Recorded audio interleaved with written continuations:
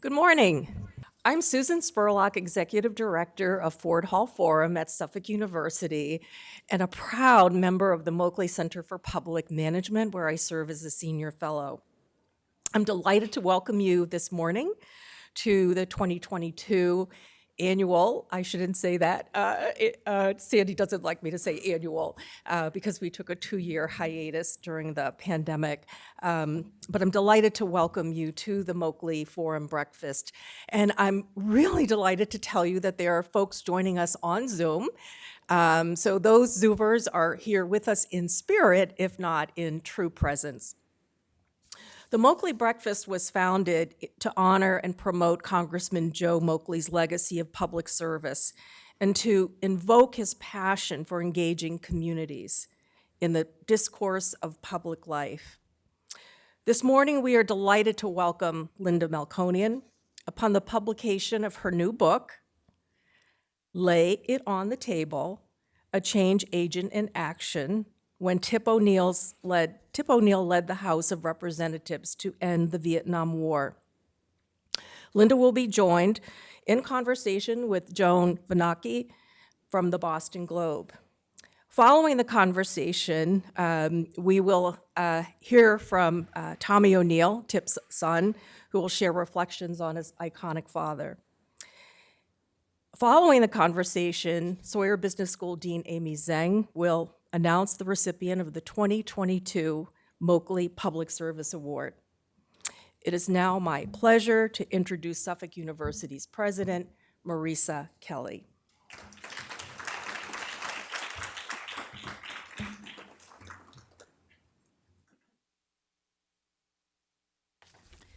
Good morning, everyone. It is really fabulous to be here together in person after a short hiatus for this wonderful event. And I'm here to bring an official welcome and greetings, and I want to start by asking you to all join me in thanking everybody involved in organizing this event, Susan, and of course, Sandy Matava and the whole team. A lot goes into making this happen, and let's just give them a round of applause. And welcome officially to this year's Moakley Breakfast Forum. I am really delighted to be here today as we honor the legacy of two Massachusetts icons, right? United States Congressman John Joseph Moakley and Speaker of the United States House of Representatives Thomas Tip O'Neill. Congressman Moakley did dedicate his life to public service, and he served the Commonwealth and the nation with distinction.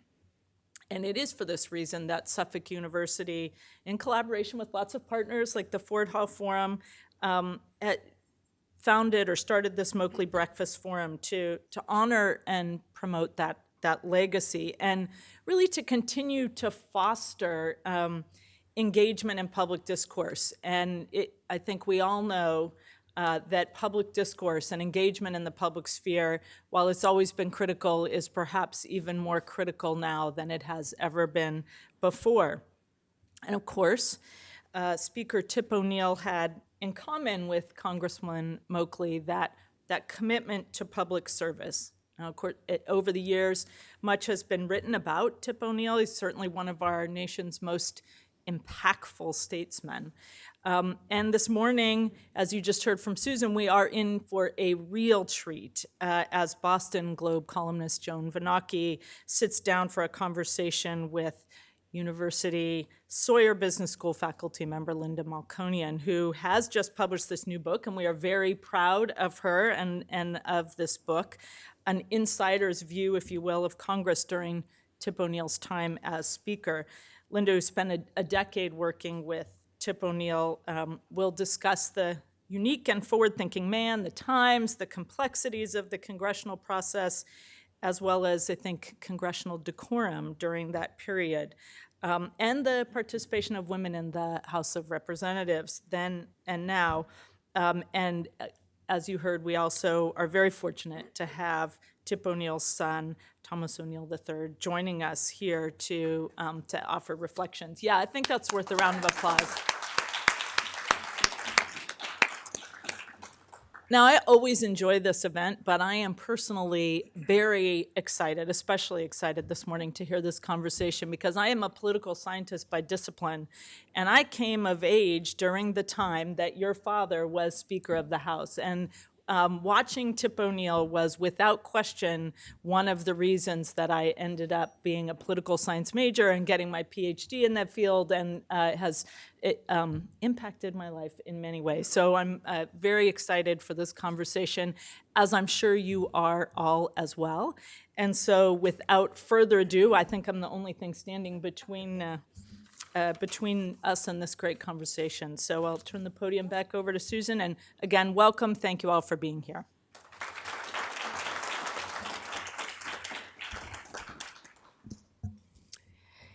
So as we've heard, Linda Melconian is an assistant professor of practice at the Sawyer Business School at Suffolk University.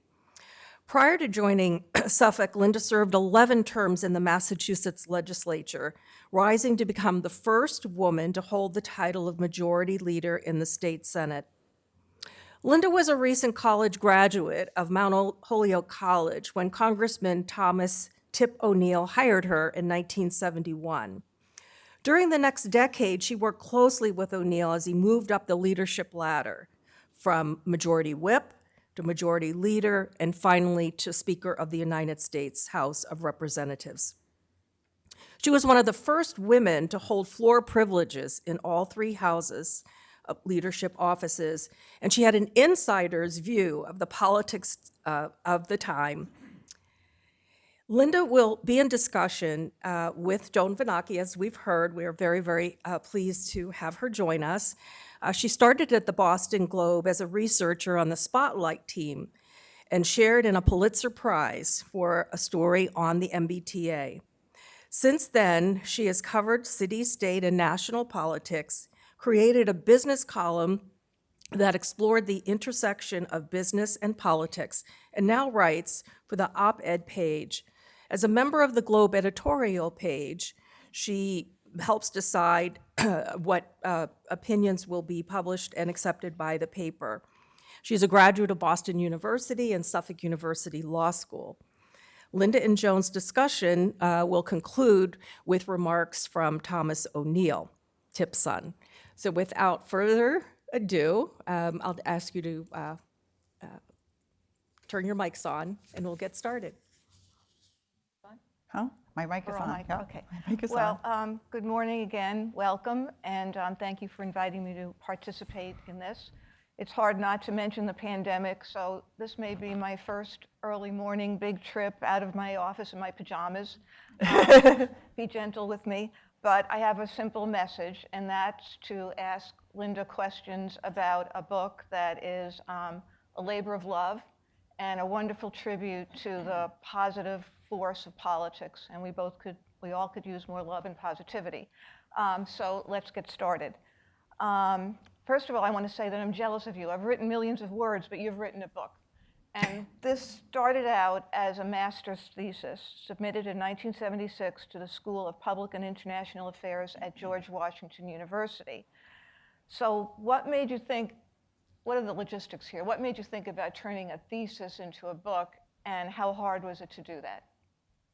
Well, thank you, Joan, and I'm delighted to be here with you and Tom. Great to see you and all my friends here at Suffolk. You're right. The thesis is in the George Washington University Library, and a copy of this thesis lay dormant in my home for over 40 years. Then in 2021, last year, I decided it was time to write a book. And I decided I would revise, revamp, reorganize, and add to my thesis. Now, I wrote the book for two reasons. One, I had always wanted to write a book about Tip O'Neill leading the House to end the Vietnam War when he was first in leadership as Majority Whip, because that's where he honed the impressive skills that made him such a legislative titan as Speaker. The second reason I wanted to write the book, I was so frustrated with Washington's political culture today. The dysfunction, the polarization, the paralysis, the inability to get results. So I wanted to showcase a point in time when Congress worked, when it found common ground for America's best interests. I found a publisher.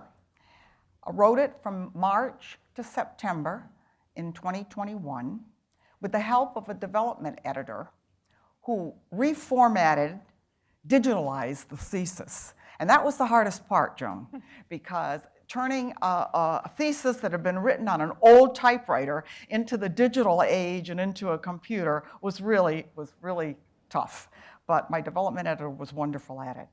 My publisher, graphic designer, made the cover that I wanted. And you see the cover here. On the front cover, it's the US Capitol, and Tip O'Neill is presiding over the House wing of the Capitol.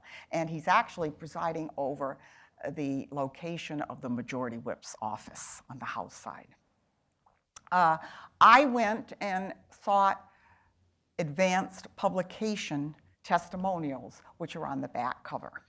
So the result of all of this is a book. Lay it on the table, and it paints a detailed picture of House action on Capitol Hill. It is written as an historic, nonfiction, popular genre. It's written as a story reflecting a moment in time in our nation's history. In the book, you describe how Tip O'Neill approached you at one point and asked you to research this amendment that called for the end of the Vietnam War. He wanted to know, what do the members think? Where do they stand? Will it pass? That shows he had great confidence in a young person and in a young woman. And that was not the case for all men in the 70s. I can speak to that. Yet his role in advancing women is not something that's often talked about, maybe because it's mostly men that have been writing about him. So one, could you talk a little bit about what it was like generally to be a woman in Washington at that period of time? And second, what made Tip O'Neill different? You know, and why was he willing to empower a young woman and to do what he asked you to do? Well, Joan, it was tough being a woman in Washington, either as a staff person or an elected member of the House. The House was a bastion of male chauvinism. Women were not welcome. If they were elected, they were tolerated because they had every right to be there, just as much as the men. They were duly elected by their constituents. When the story begins in 1972, only 13 women out of 435 members of the House were serving. A decade later, it rose to 22 women out of 435. Now we have 125 women serving in the House as members, which is almost 30%. Now in 1972, no woman was chair of a full committee. One chaired a subcommittee on education. No woman was on the Rules Committee or the Appropriations Committee, which are two of the three most powerful committees in the House. And the third committee that's so powerful, the Ways and Means, there was only one woman serving on that. Today, women chair 7 committees and 36 subcommittees. Now, Tip O'Neill made the House more open and more accessible for women to gain leadership positions as House members that they enjoy today. And how did he do this? Well, first as Majority Leader, he worked to abolish the automatic seniority system for committee chairs. Now, at that time, the committee chairs were the barons. They ruled the roost. They ruled their committees. They determined who would be on their committees. And they appointed members that they liked to the subcommittees, to chair the subcommittees or to the subcommittees, so that they could gain prestige and power and eventually become chair of the subcommittees.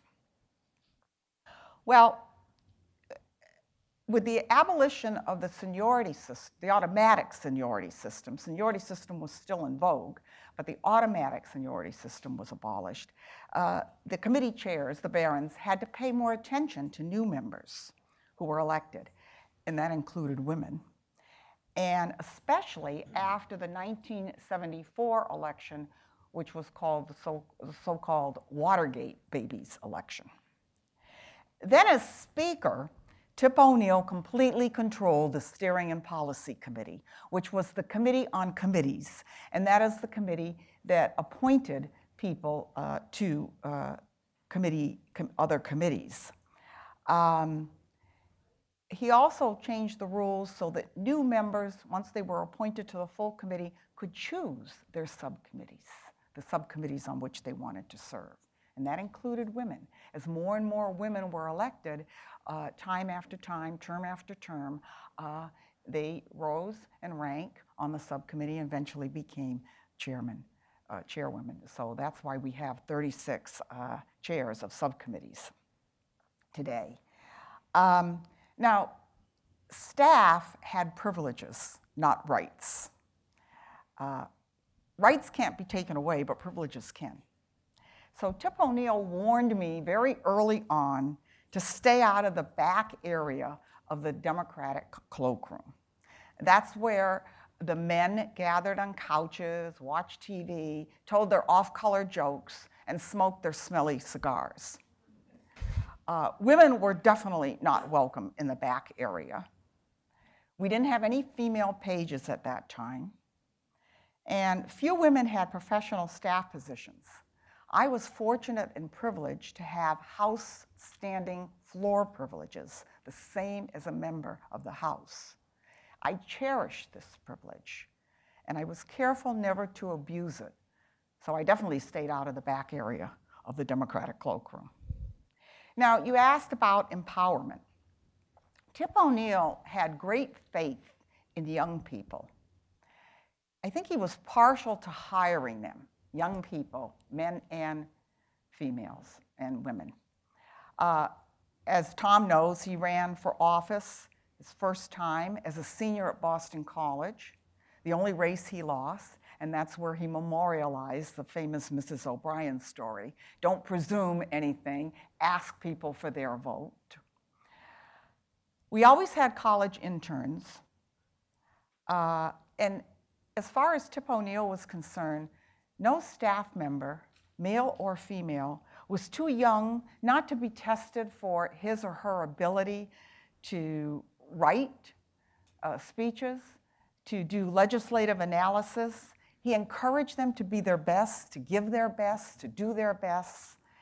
And they appreciated the responsibility and the faith that he had in them, that he gave them.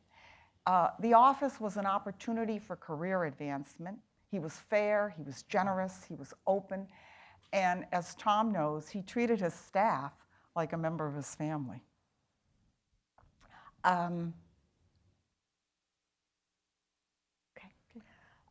In the end, he decided to champion that amendment that called for the end of the Vietnam War. So what did you report back to him? Why did he decide to go forward with it? And what did that say about his definition of success? Well, as you know, Joan, the Vietnam War is the central theme of the book. And the caucus resolution, what happened in the Foreign Affairs Committee, and what happened subsequently on the House floor. By 1972, when the story begins, the Senate had passed several amendments to end the US involvement in Vietnam. And they had passed amendments to end the war by a date certain. The House had not passed any one of these, and neither chamber had adopted an amendment to cut off funds. Now, the House never had the opportunity through the standard legislative process, through Foreign Affairs Committee, the House committee, to deliberate and report out of its committee an amendment or a resolution to end the war. The House had always, until '72, had always voted on a Senate amendment or a House amendment that was identical to a Senate amendment that had passed. Now, Tip O'Neill's decision as to lead the caucus fight was a Hamlet-like dilemma for him. Was this the moment for him to be the House change agent? Was this the moment for him to seize the opportunity as the leader, one of the leaders of the Doves in his own right? He was told time and time again that only if he led the caucus fight was there a chance for success that an amendment, that a resolution would pass the caucus? His personal conviction was clear. We had to get out of Vietnam. He realized that Nixon was not winding down the war, as he said, and bringing the troops home. On the contrary, he was escalating the war by ramping up the air war. Members of the House, both hawks and doves, those who supported the war and those who didn't, were tired of the bloodshed. Now, Tip O'Neill knew that only he could lead the caucus fight if it had any chance of success, yet it came with great risk. Would he earn the ire of the majority leader and the speaker, who supported the president of either party in foreign policies and in matters of war and peace? That was the tradition in the House. And Tip O'Neill knew that if he earned their ire, he could lose his position as majority whip. And as majority whip, he was on the ladder to become speaker one day. For him, success was passage of a caucus resolution to mandate the Foreign Affairs Committee to report out legislation to end the Vietnam War. Tip O'Neill believed that we were supporting a corrupt regime in South Vietnam. It was an unwinnable war despite continued US military presence. The mission, originally and ostensibly to contain communism in the Cold War, had gone adrift. It was morphed into nation building, forcing our values on a different culture. And we had become the foreign colonial power occupying Vietnam. So if you read the book, you'll find out what happened in caucus, what happened on the Foreign Affairs Committee, and what ultimately happened on the House floor. Thank you. It sounds like it has a familiar ring in terms of American foreign policy. In your book, you quote Tip O'Neill as saying, "The most important thing around here is to be liked by your colleagues." Some people like Nancy Pelosi, but not everybody. And I don't know if anybody likes Kevin McCarthy. Can you give us an example of how being liked and likability helped Tip O'Neill get something passed that he really wanted? Well, in the book, I equate likability with trust. Tip O'Neill built a reputation among Democrats and Republicans alike for fairness, approachability, and trust. Integrity mattered. Why? Well, even if they disagreed with his position on the issues, members respected him as a leader who kept his word. His word was his bond. His word was golden. Now, Washington is all about building relationships and counting votes, as Tom well knows. He nurtured the Washington political culture by building relationships and coalitions of support. He could count votes with accuracy. He would ask a member for their vote, look them in the eye, and if he didn't get a direct answer, he knew by their body language whether they would be with him or not. He could spot a phony instantly, just like he recognized talent in young people and in women, male or female talent. Now, you asked about a specific example, and I like to talk about the televised coverage of the House floor proceedings. Tip O'Neill really wanted to do this. He was decisive about it. He was going to do it as Speaker. Of course, the committee barons were opposed to it. Oh, we're going to create prima donnas that are going to play to the camera. Oh, it's going to change the institution. It won't be the same anymore. It changes the culture of the House. It's going to be horrible.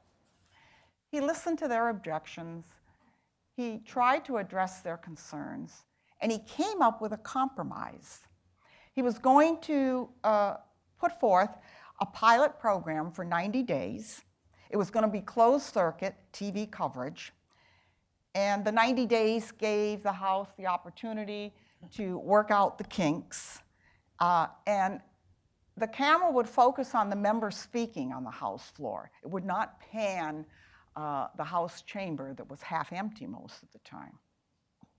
Well, the 90 days went by, the kinks were worked out, and we have televised coverage of the House floor action. Constituents loved it. They had witnessed the impeachment proceedings of Richard Nixon by the Judiciary Committee in the House, which were among the first, if not the first, televised hearings of any committee action in the House. And they loved it. They wanted to learn more about the House. They wanted to learn more about the People's House. They wanted to see their representatives in action. They wanted to learn about the political process. What is the process? How are bills made? How are laws made? How is policy developed? Okay, well, you sort of answered this question a little bit, but it took more than being liked for Tip O'Neill to get, to be seen as a great leader and to accomplish what he accomplished. So beyond likability, what do you think made him such a great leader? Well, I think likability still matters when we think about it in terms of trust, integrity, compromise. Compromise in Tip's day was governing. It wasn't a dirty word. Tip O'Neill also was a huge man, a big teddy bear, big burly Irish American. His heart was as big as he was. He loved his fellow human beings, and I think he was the most genuine human being I ever met or ever knew. He advocated for working men and women. He was a union guy, and he believed in work and wages, the opportunity and ability to work and earn a decent wage, a decent paycheck, decent salary to support your family. And he was a committed liberal. Now, Tip O'Neill's leadership, I think, served as a lesson on how the House should work for the good of the country. He personified commitment, energy, willingness to work out solutions, to negotiate, come to a compromise. He believed in bipartisan cooperation. Today, progressives, moderates, conservatives personally attack one another because they disagree with each other.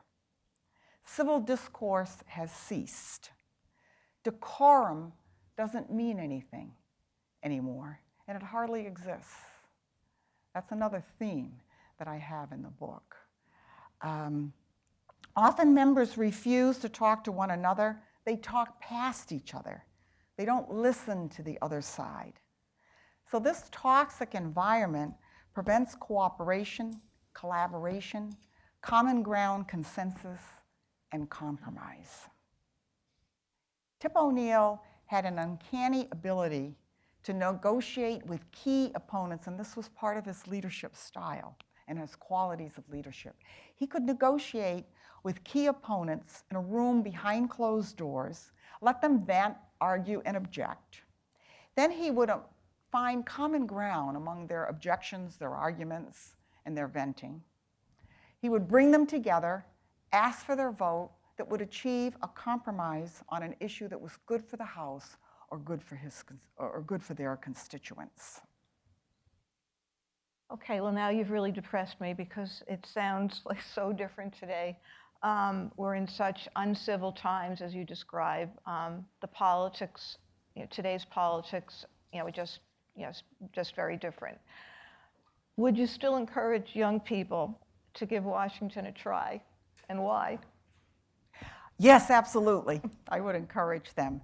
And I would say to them, if they vision themselves as change agents with youthful vigor, with fresh ideas to address social problems and political problems of today, if they relish the legislative process, they want to be agents for change, they can make a difference. but they can't get frustrated with the toxic and uncivil political environment and leave. They can't be discouraged. And I think, Joan, that if enough young people become agents of change in Washington, D.C., perhaps the People's Office can return to the nurturing bipartisanship, compromise. Politics is the art of the possible, and compromise and civility of Tip O'Neill's leadership era. Thank you. Do we go to Tom now, and then Q&A afterward, right from the audience? Right? Thank you, Joan. I know that's not a great introduction, but you don't need it. Everyone knows who you are. Oh, thank you, Joan. Can everybody hear me? Yes. Good morning, everybody. It's great to be with you. Joan, whether it's on the business pages or whether it's on the op-ed page, it's a must-read. And she's not only terrific, you're very special to be here with us this morning, and thank you very much. To Linda Melconian, who wrote a great book. The theme and thesis about the book is really about the protocols of government. How does it work? And as a staff person, she really has captured it in this book. And while doing that, she's captured the very nature of my father, Tip O'Neill. You know, she writes about the change agent in my dad. I'm going to start off in a different way, but I'm reminded of a story when you're talking about the cameras coming to the Congress of the United States. They're in place, and people around America are beginning to watch the U.S. House of Representatives on television. My father was on the House floor one day, back in the 70s, early 70s, and an aide came out from the office and said, "You've got a phone call from Joe O'Malley. You can take it in the cloakroom." So he said, "Geez, I haven't heard from Joe O'Malley in 20 years. It must really be something wrong. I can't understand why he'd be calling me." So we went to the cloakroom, picked up the telephone, said, "Joe, what can I do to help you?" He said, "You can't do anything, Tip." He said, "I'm at the Rosebud Cafe in Davis Square. I'm having a beer, and I bet the guy beside me who was watching you on television that I could get you on the phone for $5. And he said, "I just won $5. Thanks, Tip, for picking up the phone." You know, I describe my father in his attributes, and I describe him with an analogy. He had a granduncle who was a vagabond, a street person, homeless person. And in front of every front door of every O'Neill house, there was a white cross. And the indication for the white cross was, if you're out in the street and you have a need for a meal, there's a meal in the house. If it's cold outside and you haven't the jacket or a coat, we'll get you a coat somehow. If you're tired and you need a night's sleep, there's a bed in the house. And that was really the formation of Tip O'Neill, at a very early age, understanding the needs of people. You know, he was a man who loved his country, he loved his family, he loved his Democratic Party, he loved his school, he loved his church, and he understood exactly who he was. He also understood the great experiment of democracy. And he wanted to become a change agent in that great experiment, which is true. He had, because the book is almost wholly about the Vietnam War and the change that was affected by not only my dad, but the other members of Congress, two stories. We had a young fellow who lived next door to us by the name of Gerard Bergen, who at the age of 17 stole a car, went to court, and the judge said to him, "You're either going to go in the Army or you're going to go to jail for a year." So he chose the Army. This was 1966. He went to Vietnam and he never came back. It's fascinating to me that in watching at Boston College, there was a great demand for all members of the delegation to come and talk, because the young people, as Linda points out, were really very interested in the change and the end of the Vietnam War. So we went over to speak. And in the audience that day was a man by the name of Hal McCarthy, Patrick Henry Hal McCarthy. This is 1966, tail end of the year. And after my father spoke, McCarthy got up and asked a question as a student. "You know, Mr. Congressman, he said, I know you've been taught and talked to by all the generals and all the leadership in our military. But has anybody ever advised you on the other side of the question of why we're in Vietnam?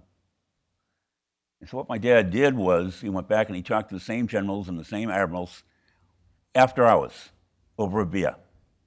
And he got the true story about what they really thought about Vietnam. And that changed his whole idea as to why his stance on Vietnam should change. He was questioned, in the book he's questioned, but he was really questioned by LBJ at the White House one day about why he changed his position on the war. He said, I understand you have Harvard and you have MIT in your district. I understand what the kids are saying. And he said, Mr. President, he said, it has nothing to do with Harvard kids and it has nothing to do with MIT kids. He said, well, Tip, they have to vote for you. He said, no, as a matter of fact, you don't get it. The primary, and I can only be defeated in a primary, the primary is held before the kids come back to school. He said, I changed it because of my views. I think you're wrong. He said, the people that vote for me are the people on the back streets of Cambridge and Boston. He said, they aren't the students. And he said, you should know that. He said, as a matter of fact, I'm in death fear that I'm going to lose the next election because of the stance he took. Because America at that time really was, in certain pockets around this country, pro-war in Vietnam. And so he changed, and he was that leader. You talk about the forcefulness of his personality.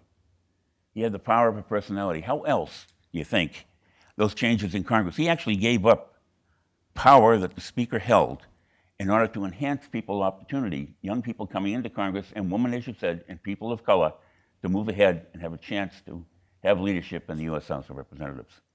And yet he still maintained that swag that he had because of the personality, the power of his own personality. It was something to behold. At the same time, you loved him. I'd like to tell one story of Sure. how he empowered women. That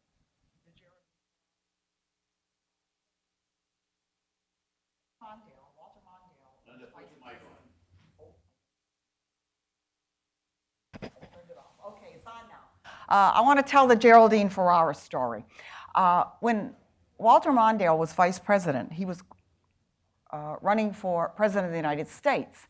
And Geraldine Ferrara was serving in the House of Representatives as a congresswoman from New York.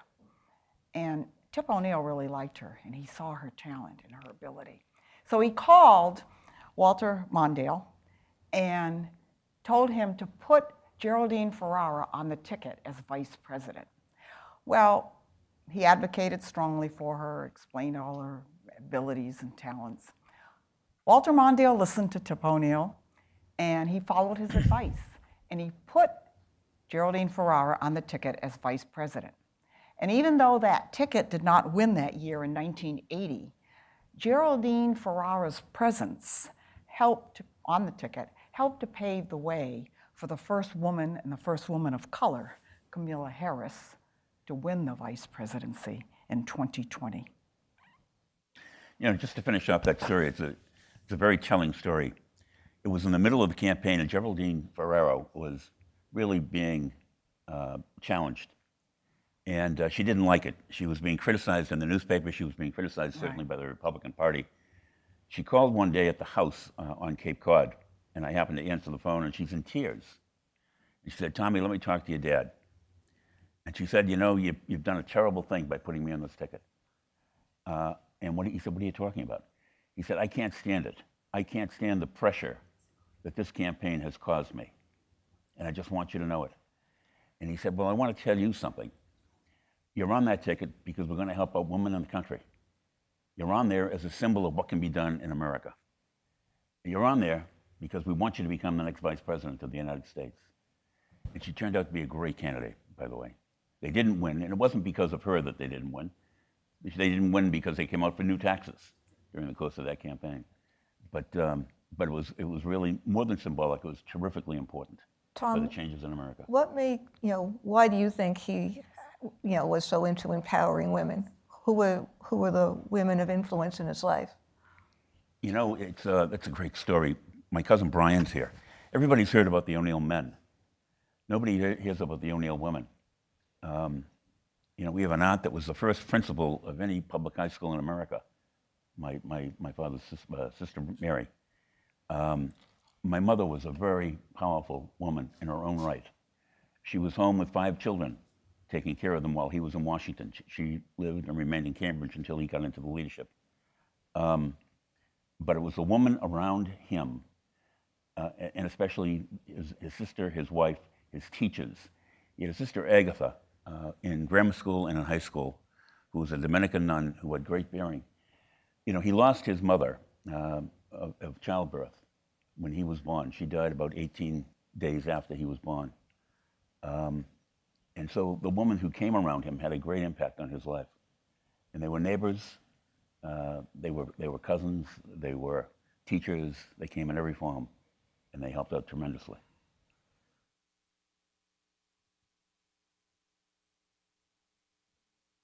Some questions from the audience If anybody now? has a question, Any- absolutely. I guess I'll call on you right there. Go ahead. Jim, hold on a second. I check you. Thank you, Sandy. Tom, on the way in this morning from Arlington, and when I moved from Cambridge to Arlington out of our old neighborhood, my mother said, "We'll never see you again." That's how provincial we were at that time.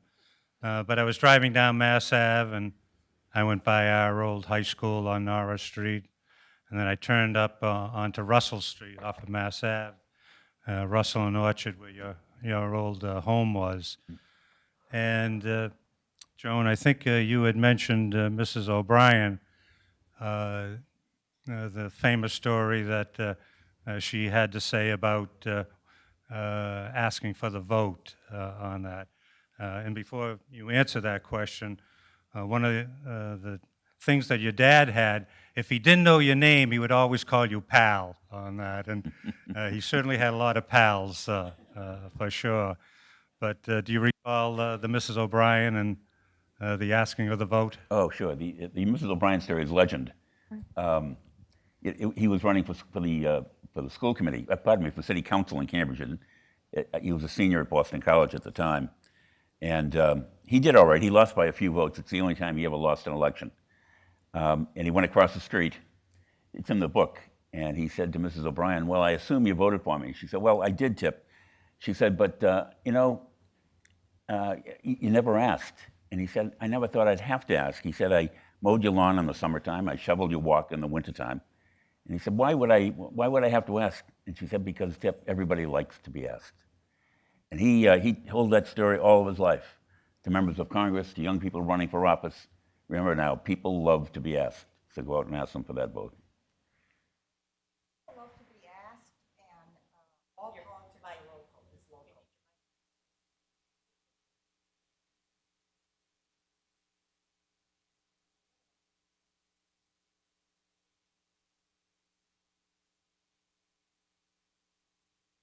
There, now it's on. Can you hear me? Yeah. Okay. Yeah. All politics is local, and everybody likes to be asked for their vote. Don't presume anything.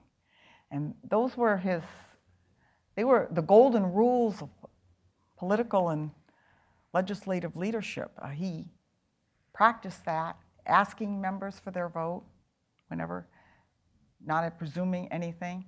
And he used to tell, especially freshman members, junior members, go home, don't get Potomac fever. I used that when I went to the Senate. I didn't get Charles River fever because I come from Springfield. I have Connecticut River fever. But all politics are local, and everybody likes to be asked. Those were the golden rules of politics in Tip O'Neill's day, and they remain the golden rules of politics today, I think. As Sandy approaches the next questioner, I want to say to the Zoom audience, we would love to hear from you. Your videos are off, your mics are muted, but we do want to hear from you. So if you have any questions for Linda, Joan, or Tommy, please put them in the Q&A box, and we'll be monitoring those questions. Hi, I'm Marsha Perkins. When I walked into this room, I saw that shock of white hair, and it was like deja vu all over again. You have no idea how I wanted to look like my mother. That, you mentioned Sister Agatha, and I remember Tip O'Neill, when he spoke, mentioning Sister Agatha. But he was definitely a man of the people. We all felt like we knew him, whether we did or not. And the thing that he had that is, I think, the most important thing in politics is charisma. If you don't have charisma, you may as well shut the door, because that's what wins elections. You look at pictures of politicians, and they all look like movie stars, or faces that you can recognize. If somebody's like middle of the road, I don't know how in the world Biden got elected, because he doesn't look forceful. He looks meek, but he's not meek. He looks better than the other guy. Definitely, you got that right. You got that right. But I guess what I'm concerned about and what I want to know is, are we ever going to have another politician like Tip O'Neill, and where are we going as a country? What do you say? I can hear what she said. You're going to have another. Are we ever going to have another politician? I didn't hear what she said. Are we ever going to have another politician like Tip O'Neill? And secondly, where are we going as a country? I don't know if we'll ever have a politician as like a Tip O'Neill. Maybe somebody in the 21st century will emerge. Tip O'Neill had charisma. You're absolutely right. And the charisma was his genuineness, I think. And his heart was as big as he was. He genuinely loved human beings. And he expressed that all the time. And I think that was part of his charisma. Where are we going as a country? We could spend an hour talking about that. I think it's very sad. Our institutions are falling apart. They don't have the respect. We've lost respect. We've lost decorum. We've lost the idea of compromise. Everything is extreme now. And I think that has to change. That's why we want to encourage young people to get involved and to go to Washington and make a difference. Tommy, does he ever give you messages from above? You might want to pass on. Or your own. All too often. It's a great question, and we could spend hours on it. But you talk about my dad. I asked the question, could he be elected today? First of all, he was really a retail politician, which meant he knew everybody. And he had a winning personality, so people liked him. The world has really become more wholesale in politics. You have to know how to communicate with social media. You have to learn how to communicate on television, on radio, and through the mechanisms of communication. And he wasn't a child of that, so he didn't know it and he didn't trust it. The irony was that he brought television into that specter. It was a great irony, because he was not a technical-minded person, believe me. Oh, no, for sure. But I have a great faith in this democracy. I really do, and I think things change. And I'm 77 years old. It's 1/3 of the whole history of the United States. And the changes over those 75 years have been remarkable. And they're going to be remarkable in the next 75 years, again. So I think we have to keep urging people who have an interest in public service to get into the ball game and run for these political offices, and you'll have some decency. He's gone now 27 years. I said earlier to Joan and to Linda, he wouldn't know the city of Boston today. He wouldn't understand social media today. He wouldn't understand how politics has come down to two things: money, the importance of money in getting elected, and what social media has done. It has almost transplanted the Boston Globe. True. You get 50% of the. I don't want to get going on this. But, I actually have a question from the Zoom audience that I would like to pose to Linda and possibly you, Tommy. Could you describe the late Father Congressman Robert Drynan's role in working with Speaker O'Neill to end Watergate? And this question was submitted by an MPA alum of Suffolk University. I can't understand what she's saying. I didn't hear what you said. I couldn't understand your question. Okay, so the question relates to what was Congressman Father Robert Drynan's role in working with Speaker O'Neill to end Watergate? That was the question submitted by an MPA alum. Who was working with Tip O'Neill and Watergate? Robert Drinan, Father Drinan. Oh, Watergate, you're talking about the caucus resolution to end the Vietnam War. Father And Drinan wasn't involved in Watergate. you did mention Robert Drinan in the book, though. Yeah, I did, in terms of Vietnam. He was Okay, the one why that don't then proposed the perhaps proposal. why don't we talk about Robert Drinan's role working with Speaker O'Neill to end the Vietnam War? That's what I talk about in the book, and Yes. that's where Father Drinan. That's why I didn't understand what you were talking about. Father Drinan offered he introduced legislation to end the Vietnam War, and his legislation was very specific. It cut off funds, and he wanted to propose a caucus resolution that would support his legislation to cut off funds for the war, and he wanted to importune a committee, which would have been the Foreign Affairs Committee, to cut off the funds within 30 days. And most of the members thought that that was going too far. It wouldn't give the president enough time to withdraw. And it was very clear to Tip O'Neill that Drinan's proposal would not succeed in the caucus. It was too specific, too far, it went too far. And they wouldn't get support of the moderates or any of the conservatives, particularly the moderates who were against the war but didn't want to cut off the funds. You know, when Congress wants to end something, Congress has power of the purse. The power of the purse is the most important power that the Constitution gives to Congress. And all they have to do is cut off the funds. But they didn't want to go that far. And so Tip O'Neill, that was another one of his Hamlet-like dilemmas, whether or not he was going to work with Father Drinan to get it passed, or for his own resolution that was much more general, that would importune the Foreign Affairs Committee in the standard legislative process to report out an amendment that would end the Vietnam War. But he didn't want to be specific in terms of cutting off funds or a specific date certain. He wanted the Foreign Affairs Committee to work its will, to deliberate and work its will, and come out with, through the committee process, an amendment or a resolution that would accomplish the objective of the caucus.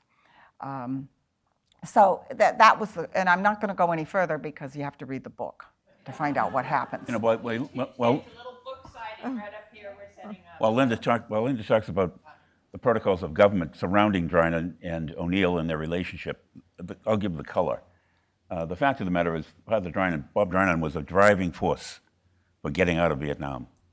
He had been the dean of the law school at Boston College. He left that. He was a very popular man, but he was a driving force. He was a very loud-voiced man on the issue of Vietnam. He was not a regular in Congress. As a matter of fact, he might have turned off an awful lot of people in Congress, especially the regulars. My dad, as progressive as he was considered to be a regular in Congress. People liked him. And he knew that if Drinan was kind of leading the charge on legislation or in the caucus or any place else in Congress, he wasn't going to get the support behind him. And so he became the voice behind Drinan. But make no mistake about it, Drinan and Bella Abzug and the whole raft of characters that were anti-Vietnam were the reason America changed its whole notion about the war in Vietnam. The liberals of the day, the DSG, which was the Democratic Study Group, they're the antecedents of the Progressive Caucus today, were the driving force to get us out of Vietnam. But Phil Burton, Bella Abzug, Father Drinan weren't the most popular members of they weren't likable, and people didn't trust them. President over here, literally to the president. Is that okay? This woman has a question over here, too. She's Sandy. Question? Let me know that there has a question. One behind you. Oh, and the written behind you. Okay. Cool. We're very casual here, you know that. The other message that I give frequently is you can't stop this until we've eaten all the food. So you guys gotta get it. She confused me by the Drinan and impeachment. I didn't know what she was talking about. Hi, folks. I'm Kim Driscoll. I'm the mayor in Salem and a candidate for lieutenant governor. Thank you, Tom. And I want to ask everyone for their vote, in the words of Tip O'Neill, I guess, right? I would have loved to had Twitter playing a role when Tip O'Neill was House Speaker, because I would have loved to wake up to the quips every morning, some of which are in the book and some of which we're familiar with. But my question to you would be, how do you think, as Speaker, what advice would Speaker Tip O'Neill give to the squad, the collection of women who are, I think, working in Congress, trying to push an agenda, trying to do so with sharp elbows at times? What sort of advice do you think he'd offer to that group as incoming congressmen now, congresswomen now? You get the question? Good question. You want to go? Yeah, I'd see the squad as no different, Kim, than Bob Drinan was or Bella Rabzug was in the role that they played in Congress back then. And he understood. Remember the quip, all politics is local. He knew where they came from. He knew what the motivation was. He knew what their professional track was. He knew what they wanted out of public service. And so he not only tolerated them, he worked with them. And Linda goes into this somewhat in the book about the balance. She calls it the Hamlet-like Tip O'Neill aspect of the book. But the fact of the matter is, he was the balancing. You know, he understood what they wanted, and he understood what the other side wanted. He really believed politics was the art of compromise. You know, people profess that he loved Ronald Reagan. He didn't love Ronald Reagan. He respected him. He liked the people around him, but he knew that Ronald Reagan would keep his word after an agreement was made. And so his job was to get people together to get to that point in time. That's what's missing in politics and government today, the inability of the squad to come together with the other side. And for the other side, on the extremist levels, to come together to the center. That's where we've got to get pressure. And that's a role you can play. Honestly, you do it as mayor up in Salem, and you know, if you're elected lieutenant governor, you're going to do it there too. Thank you for your question, Kim. We have another question from our Zoom audience for Linda and Tommy. What was something that Tip O'Neill would never tolerate or compromise in his professional life?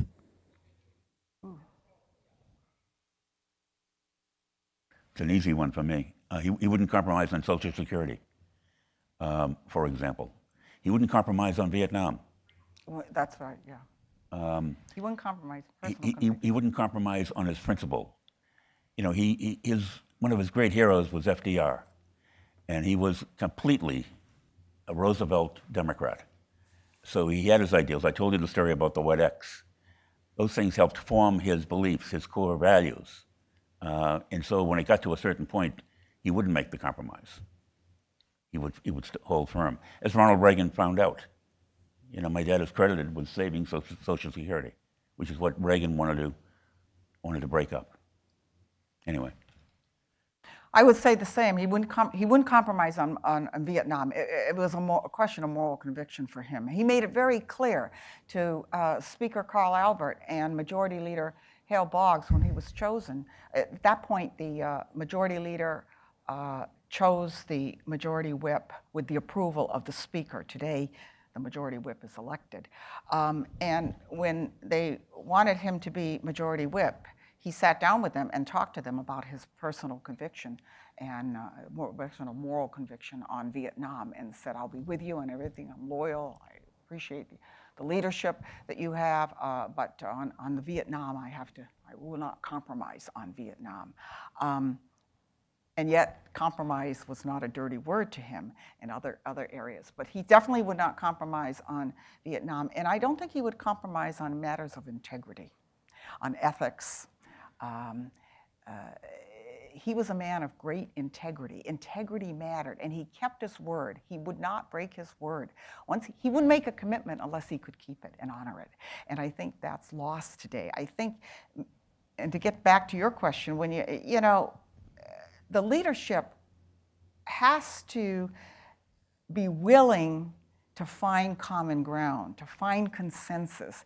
And they have to be willing, I think, to understand that it's hard work to respect relationships, to listen to everyone, to listen to the other side, to listen to different points of view, and how do you reconcile them?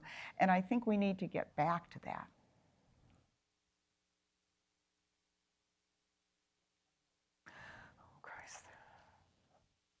Hi, my name's Jackie. I work for Metro Housing Boston. Hearing you speak about your dad's, that the white crosses that were on all your family's doorstep really spoke to me. What would you say his views were on homelessness, and what do you think he would think now, considering that this crisis, both national and local, has gotten so much worse in the last, 30 years? I saw him. I saw him go to the Charlestown Housing Project. I forget the name of it. It's the one that's going through reconstruction right now. It housed, I think, over 1,000 people, and he toured it. And what he saw, just it took his breath away. He never saw poverty like it in his life. And these were people with homes or shelter, and people who were bedridden. The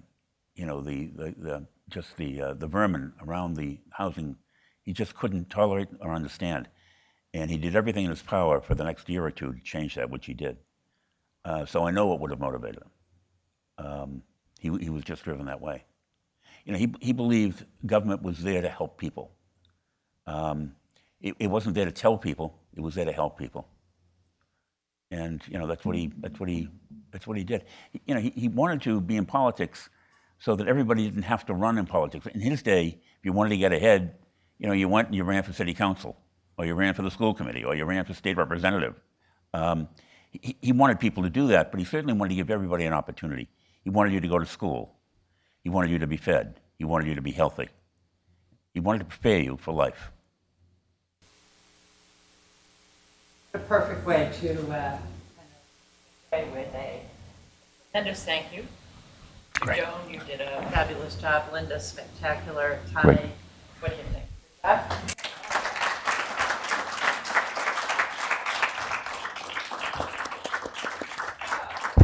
Now we move to the next section of our breakfast this morning. And it is my pleasure to introduce, for those of us who are in the Sawyer Business School, our boss and our leader, and a fairly new person to Suffolk University who has joined in all of the things that are important to us here on campus and that we care about as being Suffolk University people. So, ladies and gentlemen, Dean of the Sawyer Business School, Amy Zig.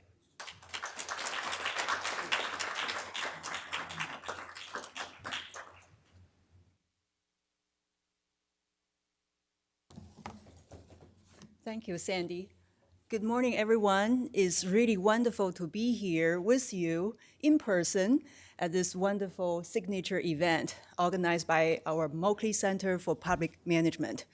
I'm especially excited to be here for two reasons. One, as Sandy mentioned, I'm fairly new. This is my second year being the Dean of the Sawyer Business School, and this is my first time attending this event. Last year was abnormal because of the reason all you know, and we couldn't have this event. And so we are very pleased to be able to resume this event today. And secondly, I have a very easy and also honored task to do today. I'm here to present the Melconian Public Service Award. And before that, I'd like to congratulate my staff team at the Melconian Center under the leadership of Sandy for putting together this wonderful event. And thank you for the speakers, Linda, Joan, and Tom, for the insightful and informative conversation about Tip O'Neill. First of all, let me give you some background information about this award. This award is given to an individual or group who exemplifies Congressman Joseph Melconian's commitment to serving the people and communities in the Commonwealth of Massachusetts. Prior recipients include Congressman Barney Frank, John J. Drew, longtime CEO of ABDC, Action for Boston Community Development, and the Union at 48 Boylston, a St. Francis House-led coalition that resulted in a much-needed low-income housing project just a few blocks away from the Suffolk campus. This year, I'm honored to bestow this award to someone who has shown us a level of commitment and leadership to her community for which Congressman Melconian would be proud. This Springfield native's political journey can be traced back to her college life at Mount Holyoke College, where she interned for Congressman Edward Boland. After graduation, she went on to begin her public service career as legislative assistant counsel to U.S. House of Representatives Majority Leader Thomas P. Tip O'Neill. In 1982, this powerhouse was elected to the Massachusetts State Senate, and by 1999 had become the first woman to serve as Majority Leader of the Massachusetts Senate.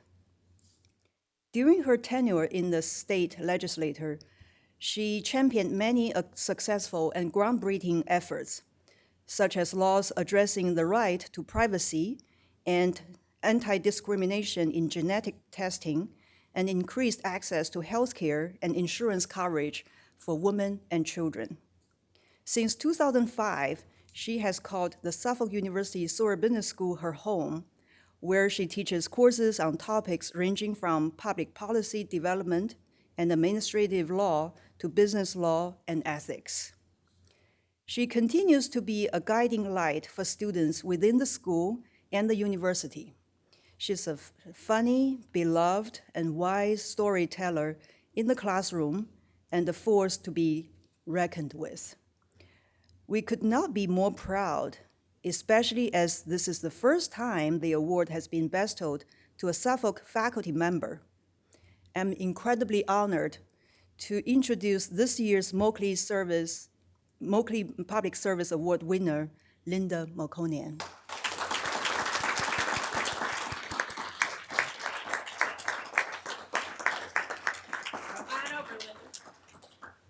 Well, I'm shocked.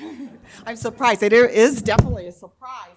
I remember when Sandy and I first started this way back, and we honored Barney Frank, who was the first recipient, and then I wanted to honor somebody from the federal government, and Barney Frank, I think, was leaving Washington. It was this last year, and we made sure that he got it. And he was thrilled because, as he said, he and his partner, soon-to-be husband, was going to spend a lot of time cooking, and they would use this very much. So I'm delighted to join all these distinguished people. Thank you. And Sandy, you've got me. I don't have any words to express because I'm in shock. But you're happy. But I'm happy, yes. Thank you. Excellent. All right. Linda is referring to the fact that when you've done as many things as Linda has done, this you don't get. You don't need another plaque. And so the Moakley Public Service Award is a breadboard that you could put on your coffee table when you serve cheese and crackers, and everybody will know it says Moakley Public Service Award on it. All right. And Linda, that if you look up on that is an ad that will be in the Beacon Hill Times this Thursday, congratulating you from Suffolk University and to mark the award that you have received today. And there's a copy of that you can put on your coffee table too. How often do you get to shock Linda Melconian? I just want to know. And we tried hard to keep it a secret, and it worked. Good job. No, don't leave, Linda. Just sit.